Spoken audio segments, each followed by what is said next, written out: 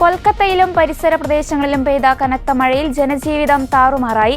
പല പ്രദേശങ്ങളും വെള്ളത്തിനടിയിലായി. നഗരത്തിൽ ഗതാഗതം സ്തംഭിക്കുകയും ചെയ്തു. അതേസമയം ദക്ഷിണ ബംഗാൾ ജില്ലകളിലും കനത്ത മഴയ്ക്ക് സാധ്യതയുണ്ടെന്ന് കേന്ദ്ര കാലാവസ്ഥാ വകുപ്പ് അറിയിച്ചു. പല സ്റ്റേഷനുകളിലും വെള്ളം കയറിയതോടെ ഒട്ടുമിക്ക മെട്രോ സർവീസുകൾ നിർത്തിവെച്ചു. ഷാഹിദ് ഗുരുഗ്രാം മൈതാൻ സ്റ്റേഷനുകൾക്കിടയിലുള്ള പ്രവർത്തനങ്ങൾ പൊതുജന സുരക്ഷ മുൻനിർത്തി നിർത്തിവെച്ചതായി മെട്രോ റെയിൽവേ വക്താവ് അറിയിച്ചു. ദക്ഷിണേശ്വർ മൈതാൻ സ്റ്റേഷനുകൾക്കിടയിൽ വെട്ടിച്ചുരുക്കിയ സർവീസുകൾ മാത്രമാണ് നടത്തുന്നതെന്നും അദ്ദേഹം പറഞ്ഞു.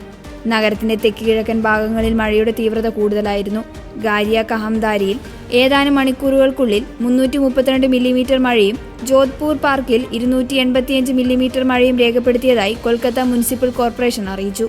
Kalighat 280 millimetre, Topsia 275 millimetre, Ballygunge 264 millimetre, വടക്കൻ കൊൽക്കത്തയിലെ താന്താനിയയിൽ 195 മില്ലിമീറ്റർ മഴ ലഭിച്ചു.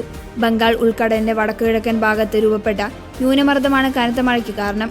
ഇത് വടക്ക് പടിഞ്ഞാറോട്ട് നീങ്ങാൻ സാധ്യതയുണ്ട്. ദക്ഷിണ ബംഗാളിലെ പൂർബ മോദിനിപൂർ, പശ്ചിം മോദിനിപൂർ, ജാർഗ്രാം, ബൂഗ്ര ജില്ലകളിൽ ബുധനാഴ്ച വരെ കനത്ത മഴയ്ക്ക് സാധ്യതയുണ്ടെന്ന് കാലാവസ്ഥാ നിരീക്ഷണ കേന്ദ്രം അറിയിച്ചു. വടക്കൻ ബംഗാൾ ഉൾക്കടലിൽ സെപ്റ്റംബർ 25ഓടെ പുതിയ ന്യൂനമർദ്ദം രൂപപ്പെടാൻ സാധ്യതയുണ്ടെന്നാണ് പ്രവചനം.